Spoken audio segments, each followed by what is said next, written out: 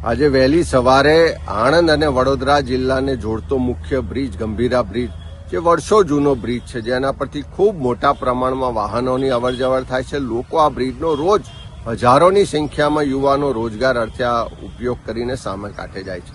વહેલી સવારે બ્રિજ તૂટી પડ્યો અને એના કારણે લગભગ 5 કરતાં વધારે વાહનો નદીમાં ખાબક્યાના સમાચાર છે અને મોટા પ્રમાણમાં જાનહાનિ થયાની શક્યતાઓ છે.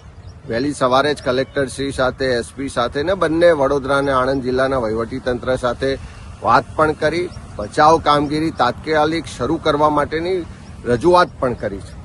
પણ વારે વારે આવા બનાવો બને છે કેમ? પહેલી રજૂઆતો થાય કે આ બ્રિજની મરામત જરૂર છે, બ્રિજનું આયુષ્ય પૂર્ણ થઈ ગયું છે તો નવો બ્રિજ બનાવવાની જરૂર છે. બ્રિજ જો ભયજનક હોય તો એનો બંધ કરવો જોઈએ, એની મરામત કરવી જોઈએ.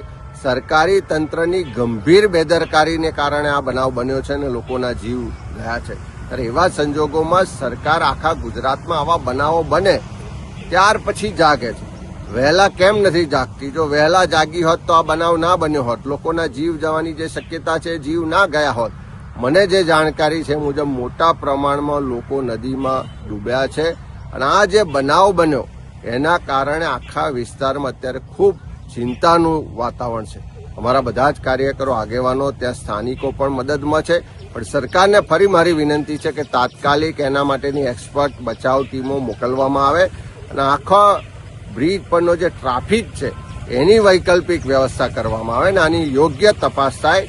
પણ પહેલી તાત્કાલિક જરૂરિયાત છે કે એની બચાવ કામગીરી કરવામાં આવે.